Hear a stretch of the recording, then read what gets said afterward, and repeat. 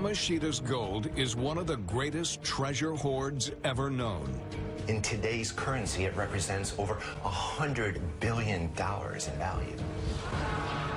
According to the myth, this incredible fortune was amassed from proceeds of ruthless Japanese looting throughout Asia during World War II.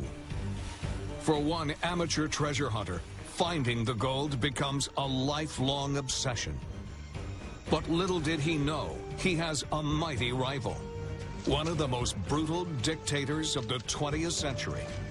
Marcos was unquestionably a thug. He was a gangster. This is the extraordinary story of Roger Roxas and the legend of Yamashita's gold. The legend of Yamashita's gold is one of the greatest stories of war loot in history.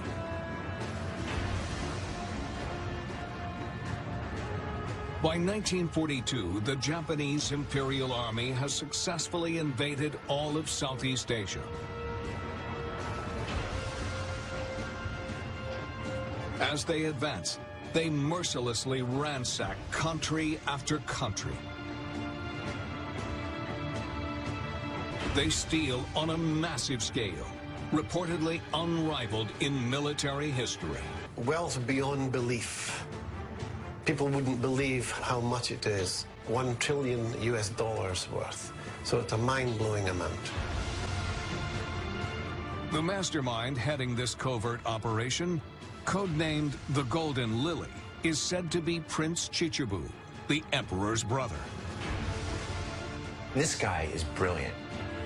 Prince Chichibu was a perfect choice to head up the Golden Lily because he wasn't just a military man, he was an Oxford scholar, and he brought an incredible amount of creativity and lateral thinking to how we'll go about this complex process of looting.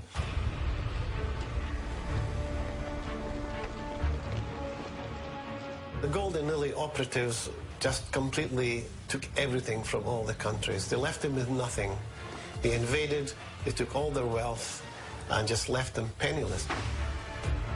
It wasn't just banks and financial institutions, but it also had museums, temples, art galleries, rare books, anything that was worth money. They knew about it, knew where it was, how much it was worth, and they took it. The Golden Lily's looting was so comprehensive, they even targeted the underworld, the gangster world, the black markets, and they absolutely drained them of anything that was of value. Having amassed treasures of all shapes and sizes, the Golden Lily's mission is far from over. They need to get it back home to Japan. First, they melt the gold into easy-to-move ingots. But this smelting also serves a shadier purpose. When gold is made, it's stamped, and you can tell where it came from. But when it's been resmelted, you don't know where it came from. So he wanted to stamp the little sign on the gold bars that the gold was actually made in Japan.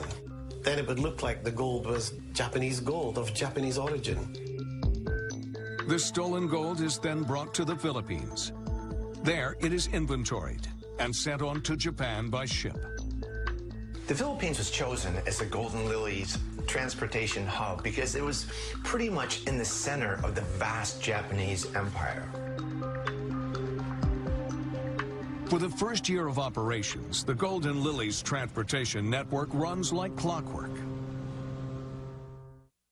But then, the tide of the war turns.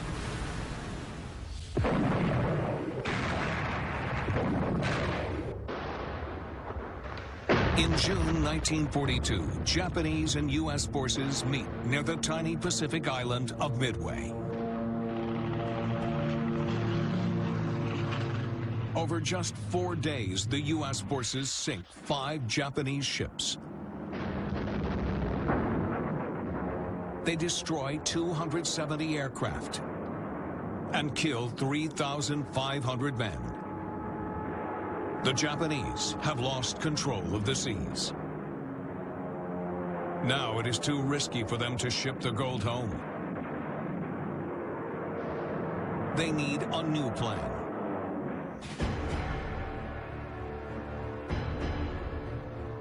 They turn to their finest fighting general, Tomoyuki Yamashita.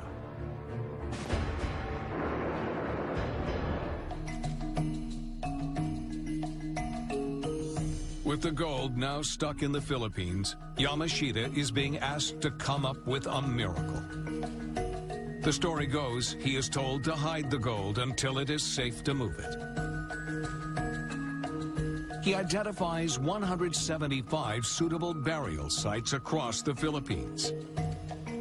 They will hold the gold until the Japanese are once again victorious.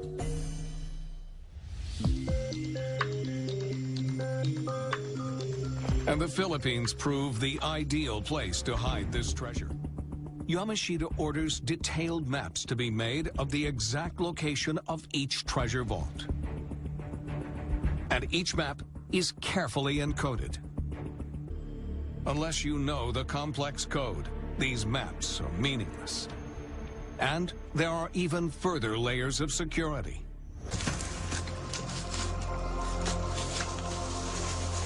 And to ensure all the treasure vault locations remain top secret, the number of people in the know is ruthlessly kept to a minimum. They use prisoner of war or local slave labor to build the actual treasure vaults. And the people who are building it don't know why, but that's irrelevant. They're going to die anyway. So they're usually killed, shot on the spot.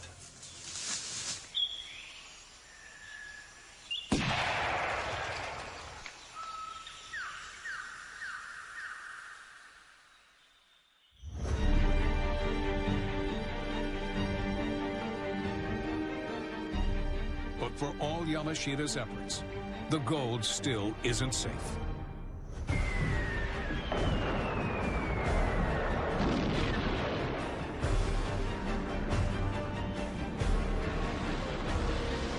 In October 1944, the Americans land in the Philippines. The fighting that follows is the bloodiest of the Pacific War. The fighting in the Philippines at the end of the war was extremely brutal. Yamashita would fight to the very last man for the emperor. But even a master tactician like Yamashita can't stop the Americans' advance. The Philippines has 7,000 plus islands and is very, very difficult to defend against an invading force. Yamashita, as a great general, would have known that. He knew he couldn't hold the Philippines. All he could do was drag out the fight for as long as possible. Yamashita needs to buy himself time. He still hasn't finished burying the gold.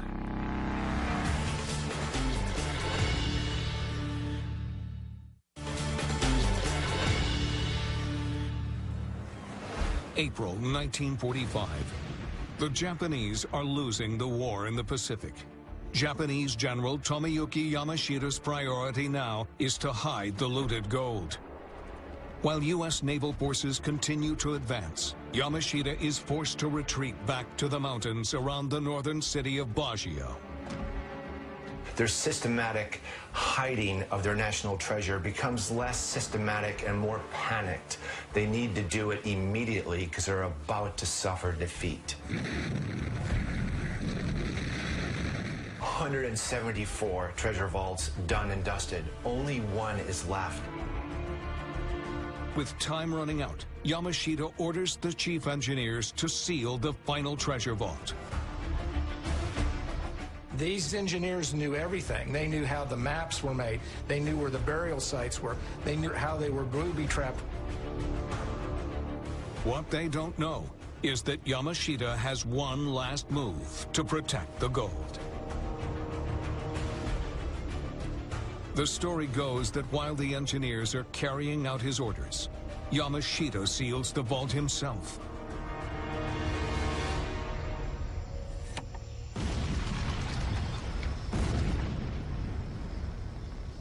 The engineers are still inside. Now they will be its guardians for eternity.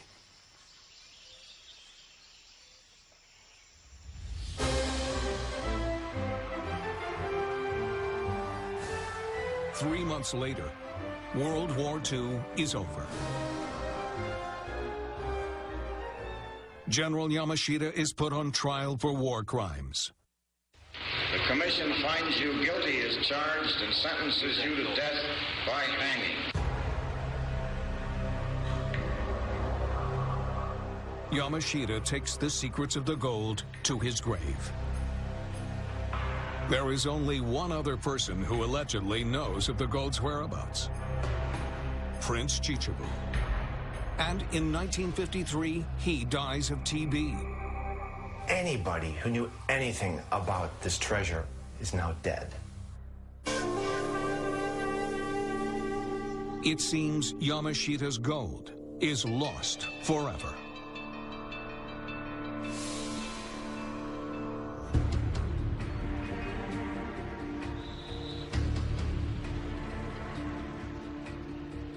But in the Philippines, after the horrors of war, the legend of Yamashita's gold lives on. There were lots and lots of rumors that the Japanese had buried treasure all over the Philippines. It's almost a national obsession. Everybody across the country is aware of it, and everyone's looking for it.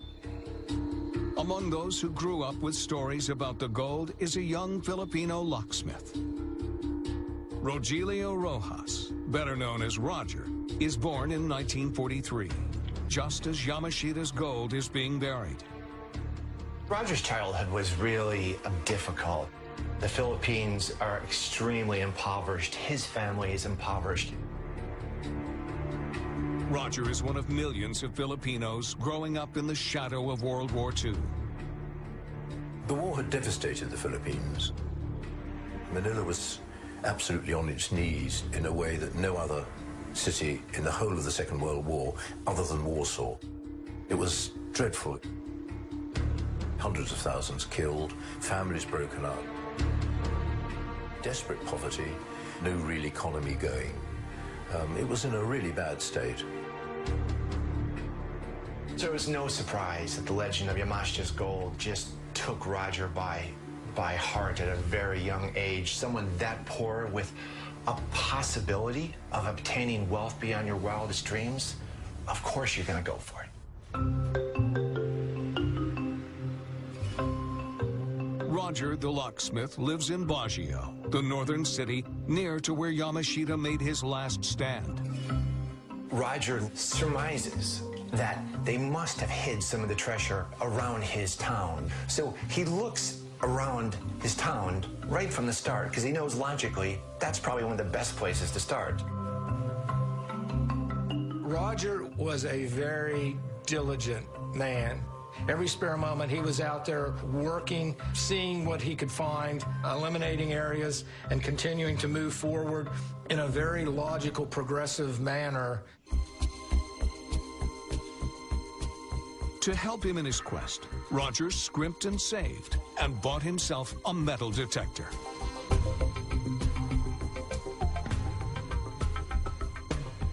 Yet all Roger has ever managed to find are a few old coins and some Japanese ammunition. But that doesn't shake his faith.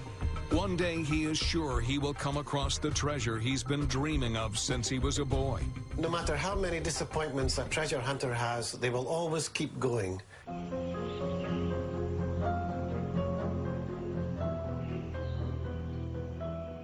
Then, in 1961, after years of hunting the gold, Roger has what seems to be a breakthrough. He gets the kind of clue he'd been longing for, a map of a tunnel complex. There are lots of maps and sketches like this in treasure hunting circles at the time. Roger has seen plenty of them before, but all have been fakes. This one is different. This map had come from a Japanese soldier. He's convinced that this is the real deal. The problem is, the map is in the Golden Lily's fiendishly complex code. It's a needle in a haystack, and you don't even know where the haystack is because the map has no topographical features. But Roger also knows that this Japanese soldier had been in Baguio with a group of engineers as they buried gold during the final days of Yamashita's retreat. A map allegedly related to one of those treasure vaults. It was getting closer. He could feel it. Roger never gives up. And the reason is he knows the treasure is there. And he knows that year after year, if nothing else, he's eliminating where it isn't. Yet for all his high hopes, Roger just can't crack the map's code. After years of searching, he is no closer to finding Yamashita's gold. But at least the map confirms to Roger his initial instincts are right. There is treasure somewhere around Baguio.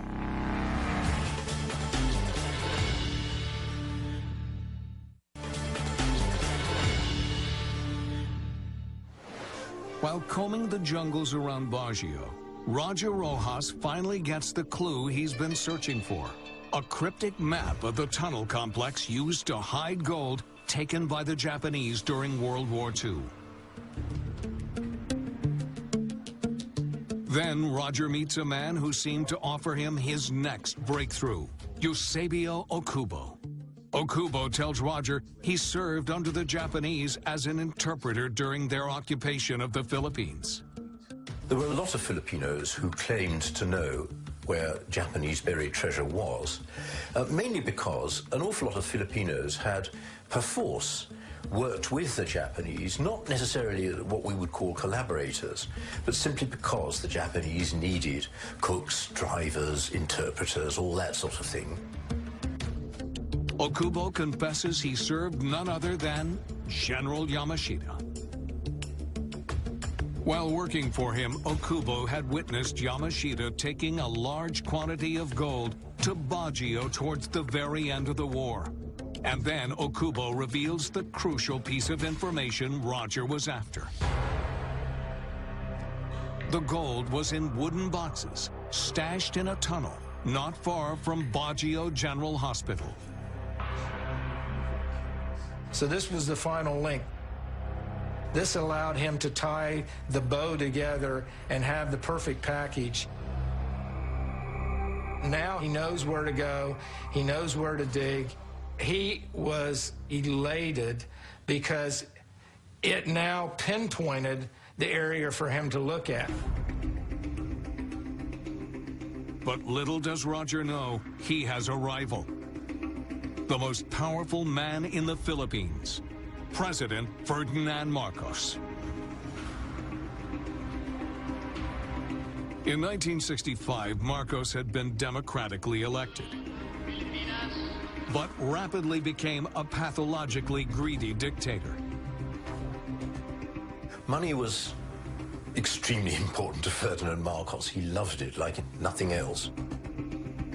And there is only one person who can match Marcos's greed. His shopaholic wife, Imelda. But Imelda's lavish lifestyle wasn't the only reason Marcos needed money.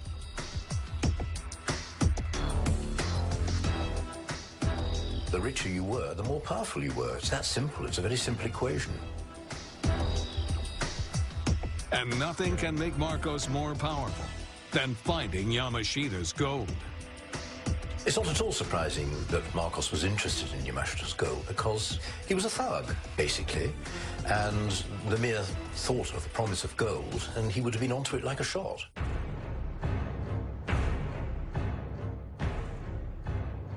Compared to Roger, Marcos has a serious advantage in the hunt for Yamashita's gold. Power. It was incredibly easy for Marcos to use his power to find the gold. He has entire armies at his disposal. Armies, ships, experts on maps and deciphering all sorts of clues. Despite all these resources, Marcos hasn't found anything. and so he devises a shrewd strategy. He was a brilliant politician, but he was also brilliantly corrupt. On the surface, he seemed to be a rational person, going by the law, by the books, but in person, he was quite ruthless. Marcos passes a law demanding treasure hunters apply for a permit, detailing where they're going to start digging. He comes up with the permit system because this way he has all the enthusiastic treasure hunters all across the country working for him because they've now told him where they think the treasure is. He's just waiting to see if anyone finds it, then he can move in because he has the resources to do that. And you know, that's very smart.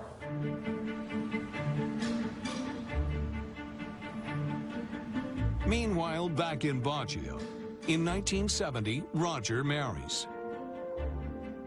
With a new wife and child on the way, he needs Yamashita's gold now more than ever. And so Roger dutifully applies for one of Marcos's permits. Roger did everything the right way. He thought that if he followed the rules that had been put in place by the government, he would be able to search, he would be able to find and excavate and recover, and it would all be done with the blessings of the government. In Roger's town, the person who manages that application is none other than Marcos's uncle.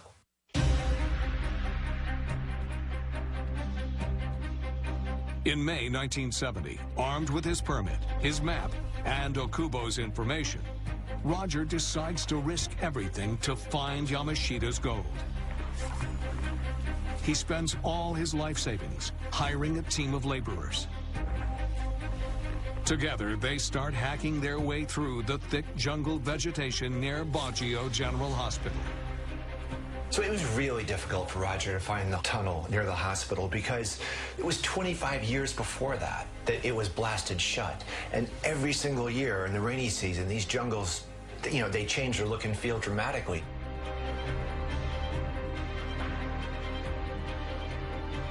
Then, after 2 weeks of almost non-stop searching, Roger spots the mouth of a cave. Could this be the entrance to the treasure vault Okubo told him about?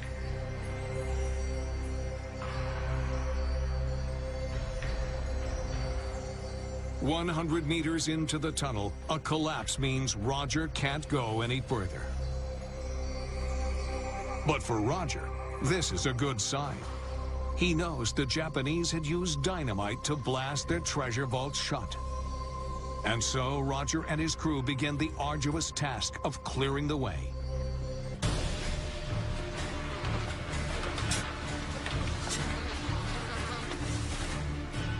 The conditions for Roger and the team digging the tunnel would have been horrific. It was hot, there were insects, there were snakes. It was very, very hard work.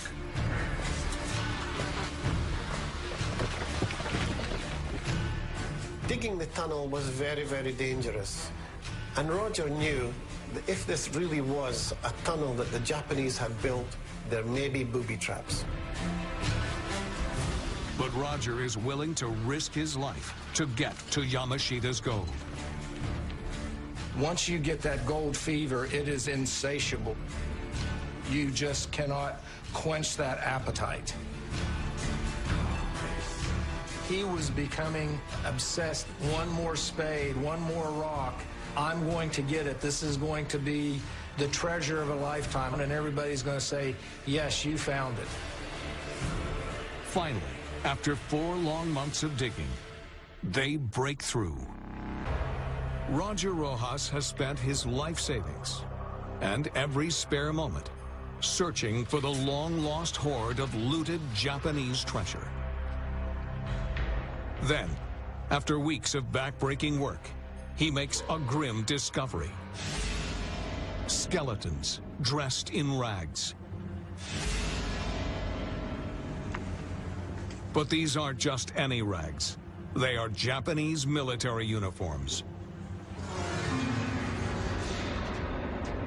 Could these be the remains of the engineers who had hidden Yamashita's gold? only to be buried alive by Yamashita himself? It's there, it's within his fingertips' grasp. Stretching beyond the skeletons are a vast network of tunnels. Roger and his team spend weeks exploring them. Day after day, they find nothing.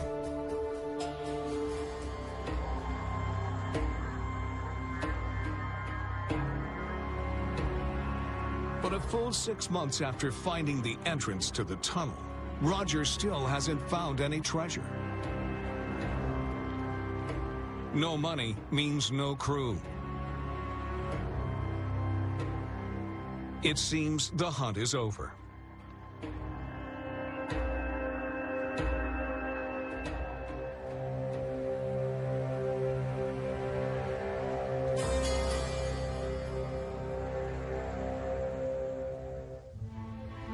Just before Roger decides to give up once and for all, he has one last go with his metal detector.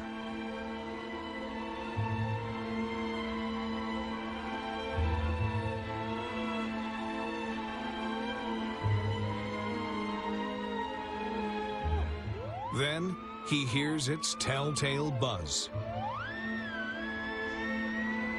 This buzz that Roger got from his metal detector must have been the best sound he'd ever heard in his life.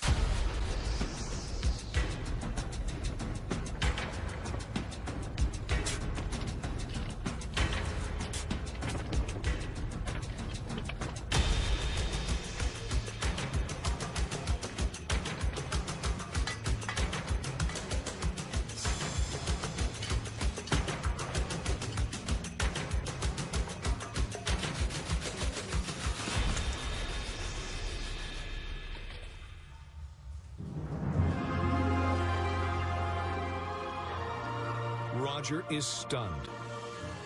Hiding behind the wall is a gold statue of Buddha. This was that moment in life that you would look back on and you say, yes, I have achieved my goal for my entire life. This is it. This find is the most significant find of anything that anybody had discovered in the Philippines. The Buddha is in the Burmese style. According to the legend, the Japanese had looted religious artifacts from temples right across Burma. He must have found one of Yamashita's 175 treasure vaults. And that wasn't all. The area around the Buddha was stacked full of wooden boxes.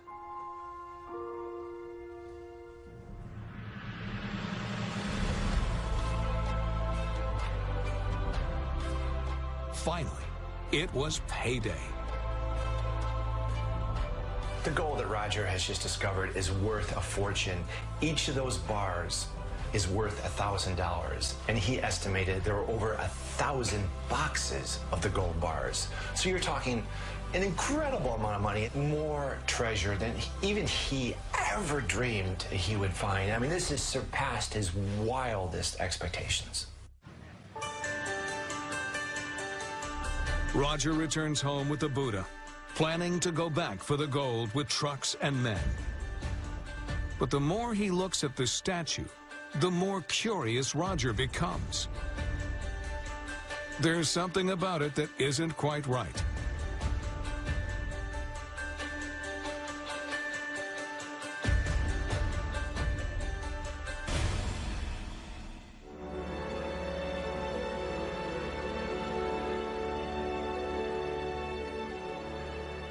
The Buddha is full of diamonds. The value had just gone off the chart. That night, Roger documents his life-changing find.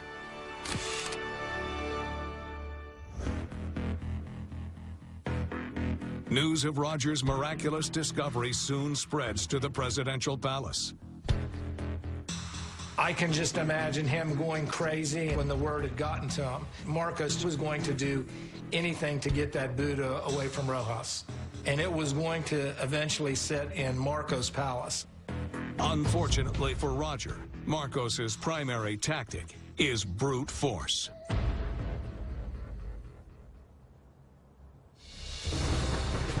On April 5th, 1971, it said a group of mysterious men turn up at Roger's house.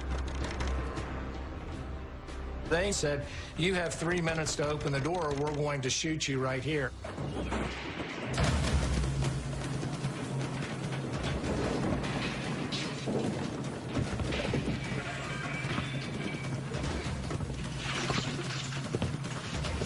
They took everything away from him. Can you imagine the feeling of violation? His entire life, he's looked for this, he's found it, and now it's been taken.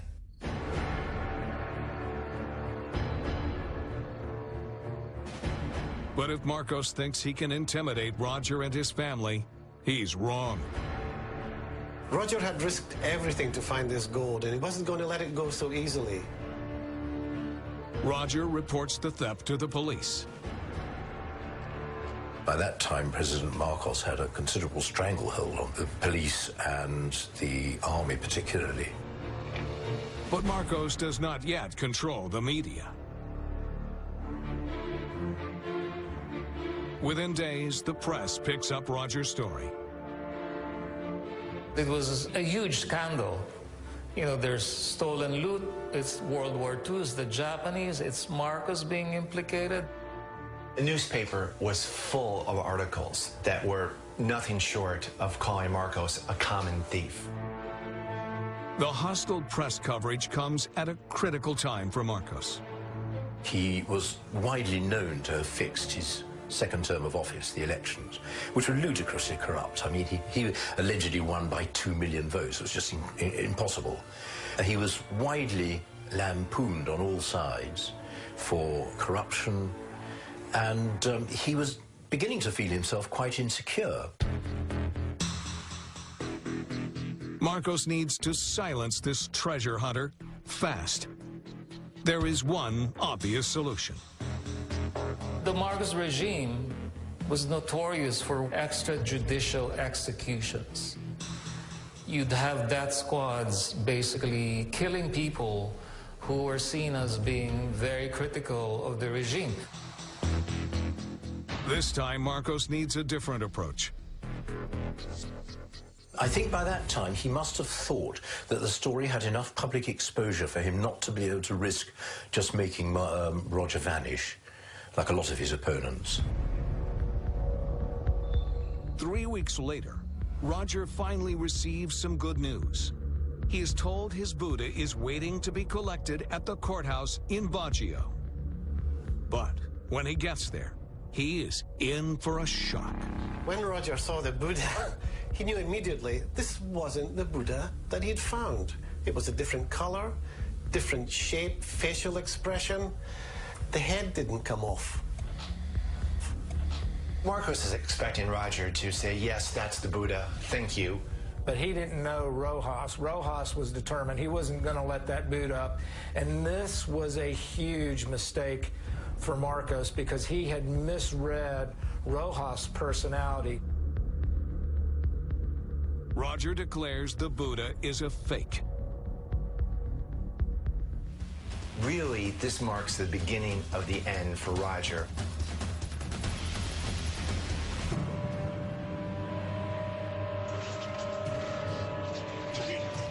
Just over 2 weeks later, more mysterious men come for Roger.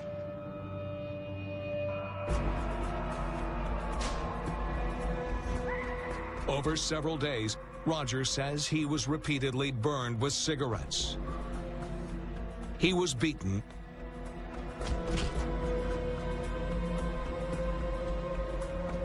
and electrocuted.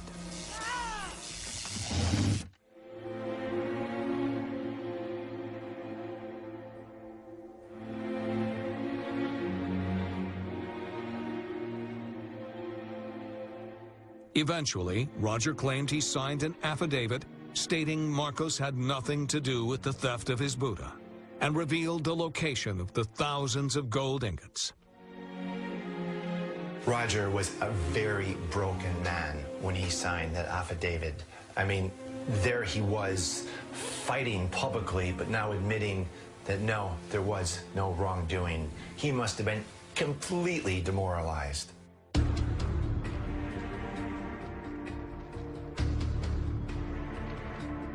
Marcos has Roger imprisoned and wastes no time helping himself to the rest of Roger's find.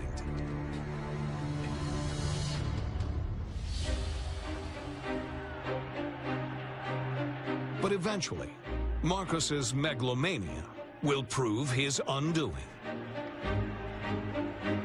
In 1986, a popular revolution forces Marcos and Imelda to flee the country.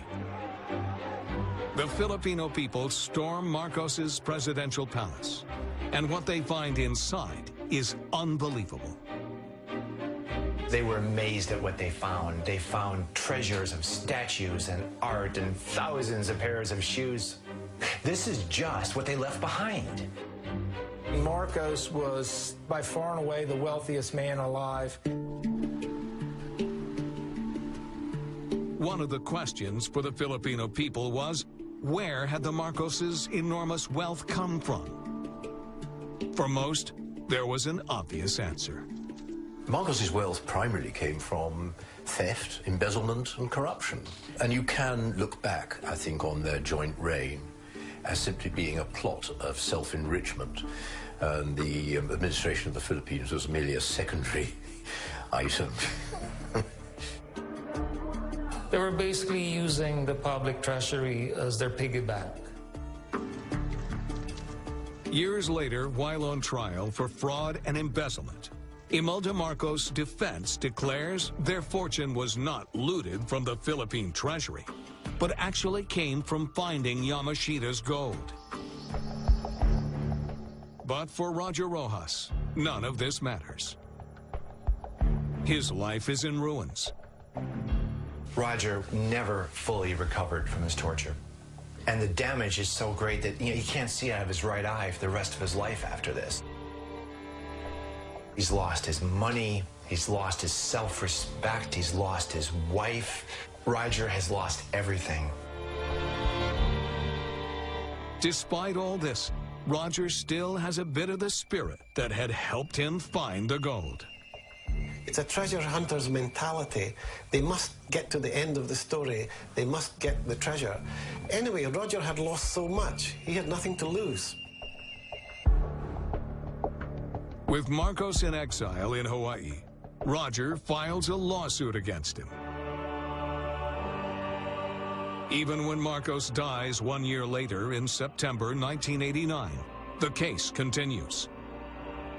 You could say that the Marcoses actually got away with it. He went out, lived his exile in Hawaii, and died of natural causes. You could well say that they did rather well out of it.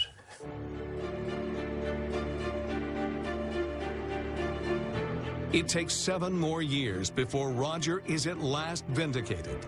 In 1996, the jury concludes Marcos had stolen Roger's find. $43 billion in damages is awarded. When the court finds in Roger's favor, it's a significant moment in legal history. $43 billion is awarded to Roger, which is the biggest civil lawsuit award in history.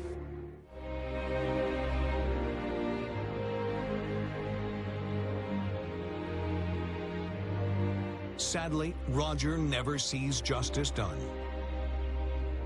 On the eve of his day in court, he dies. He is just 49 years old.